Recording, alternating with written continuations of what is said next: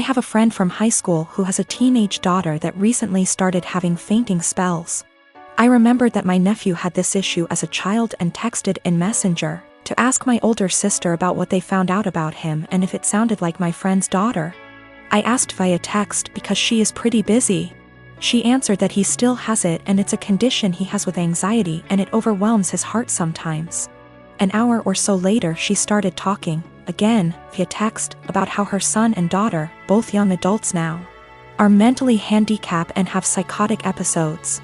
Saying that the daughter totally made up the flea issue they had in their house and her mental issues caused her to break out in hives. This made me confused as I've been with her kids and even took my niece on vacation with us so she could ride the slides with my husband. Not my thing anymore, and she was perfectly fine. Well, an hour later my sister texted me saying all of that was not her.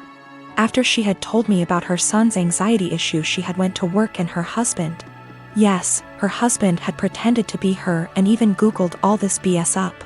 I already had issues with her husband. He has lied and has had other issues before. To say I was angry is an understatement.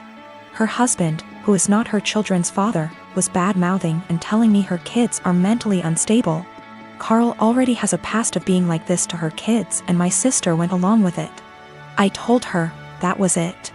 I'm done. I went no contact for the past month, although I kept in touch with the kids. She has a younger son, age 15. And he does not get along with her husband, either. I told the elder too what he had said so they had a heads up. My sister defended him initially but apologized 2 days ago. I told her that her husband needs to apologize for himself, though. He is a grown man. Until then my kids and husband will not be attending anything outside of holidays at my mom's house, their neighbors. My mom can visit or I can visit her, but my kids will have nothing to do with her husband. Even after the apology, he will not be family to me or mine. He is deeply homophobic, drunk every time we visit, and racist. He is the reason my sister is not someone I want to raising my kids if something happened to us. My mom told me I should let it go, because family, but my husband backs me 100%. He claims he thought I knew it was him because they share a FB account. He was looking at other women's accounts and talking to them. So my sister insisted they share an account so he would not do that. Even if it were him not pretending to be my sister, he was spreading lies about two people I care for deeply. My boyfriend and I have been together for 2 years now. Every year at the end of summer, my boyfriend's family has a beach trip. They have a cute cottage that they go to visit a few times a year. Last year I was unable to join, but this year I was able to make it. I've met his family before many times and we get along well, so I was looking forward to it. While I was packing, I was sure to include nicer dresses in case we went out and even included a more modest bikini than I would usually wear. This one is still a bikini, but is full coverage unlike my others. I know his family can be a little more conservative, so I kept that in mind when packing. I even went over everything I packed with my boyfriend. On the trip was my BF and I, his younger brother, his older brother, his sister-in-law, and his parents. The first day went by really well. Our flight didn't have any issues, we unpacked, got settled, and all went out for dinner. The next day we had planned to go out on the boat. So I put on my bikini and had to cover up. No one said anything to me as we were leaving, or even when we were on the boat. I spent the whole day in my bikini without a single comment. It wasn't until that night I realized people had an issue with it. We were all drinking on the boat, with the exception of my BFS sister-in-law because she's pregnant. And we continued drinking when we got back. So after dinner, we were all pretty wasted. When we were talking about our time on the boat, my BFS dad made a comment about how everyone was staring at me because of my slutty bikini. I was embarrassed and just laughed it off, but then everyone else chimed in to comment on it. His mom laughed and said it was fine, that she would wear nothing if she were young again. But then his younger brother said that I basically was wearing nothing. I defended myself and said it was the most conservative suit I had. And then his older brother said that it didn't leave anything to the imagination. And that if he were single, he would have tried to steal me away. That comment made me pretty uncomfortable, and I could tell it made his wife uncomfortable too. I asked if she would wear bikinis on the trip and my BFS dad interrupted and said that she did, but it was different. My BF just laughed along with all of this, didn't even see anything wrong with it. When I told him to say something, he said that I did look like I was trying to get dick down. Well, that comment was the last straw. I went to our room. I wanted to leave early after all that. But we only had a few days, so I just pushed it in the back of my mind and kept to myself the rest of our trip. I know they were just joking, but what they said really bothered me and made me feel uncomfortable.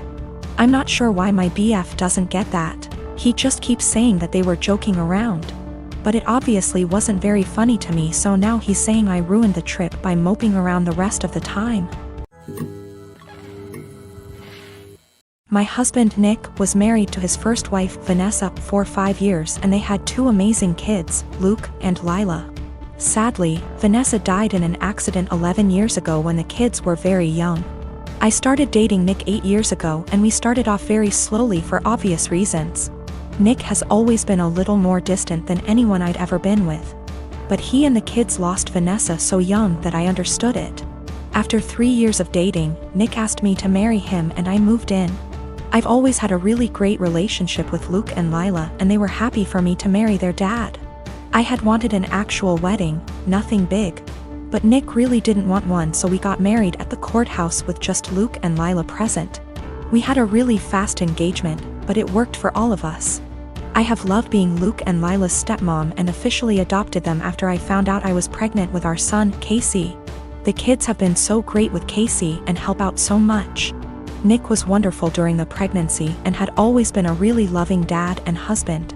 But Nick has been pulling away a lot the last few months.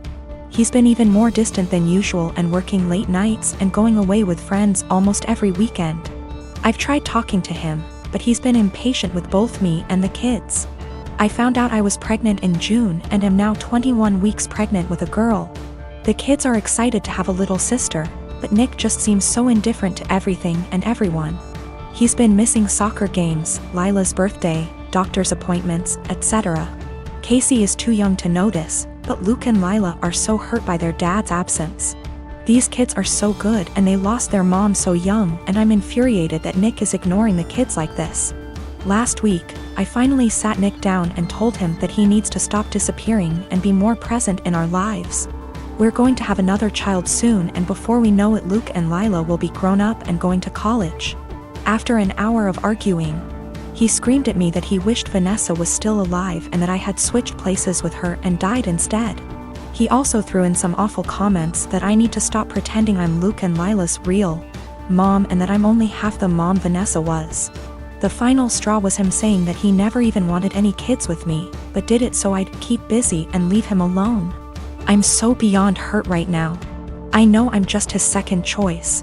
But I've always tried to honor Vanessa and tell Luke and Lila how lucky they were to have her as their mom. I love all of our kids more than anything, and I'm just so heartbroken. Nick barely pays attention to Casey now and doesn't even acknowledge the pregnancy. He somewhat apologized this weekend and took all 3 kids to lunch, but he won't even look me in the eye. He seems like he wants to talk, but he doesn't say anything, and I'm too upset to even be near him. I'm not sure where to go from here. Honestly, I can't even be around Nick right now, and if there weren't any kids involved, I'd leave and never look back. I'm not sure if he's cheating or the thought of a 4th child is stressing him out. But I'm devastated and not sure how or why I should save this marriage, besides doing it for the kids. My boyfriend started asking to join me in my girls' night in. Every time I tried to say no, he'd be like, "I have to join or you'll have to cancel." It made me and the girls miserable having to sit there with him in the middle. This past Friday he insisted to join us again. I had enough. I came up with an idea to get him to hate hanging out with us. Made a plan and told the girls what we were going to do, and they were down for OT. The girls came and my boyfriend immediately sat with us and started ruining our conversations by steering them towards him / his work / his achievement.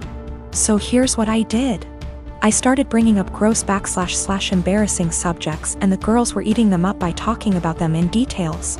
Subjects like sevks, periods, his most sensitive spot, cramp diarrhea, hairy legs, fart getting trapped in the vulva and coming out the front, squeezing shit out of our faces, cramp diarrhea, dirty underwear, and again, cramp diarrhea. We talked about this stuff in boring details, like, I could feel his discomfort without even looking at him. But God, when I turned to see why he got quiet suddenly. He was getting red in the face, and had sweat all over his forehead. I bet he found himself unable to relate to thy subject, thus couldn't take part in the conversation. He got up from the couch ready to head out. I looked at him and asked where he was going, and he was like, I just remembered that I have an important meeting with a guy in about 10 minutes, and I have to go now. He rushed out telling us to have fun. The girls and I started laughing hysterically. He came home and berated me, saying I made him feel uncomfortable / sick with the horrible subjects I kept bringing. I said, what you talking about? This is the typical stuff girls talk about all the time, but he insisted I made him upset and caused him to leave. He declined to speak to me and been quiet since then. This is his apartment. He tells me who is and isn't allowed to come, and I thought this was fine since it's his place. Though I help with the bills, but he makes so much more as the head of security in his company, so that's that.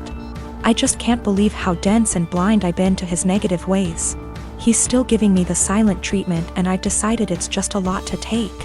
And so I'm temporarily moving in with one of the girls and will now be definitely reconsidering few things.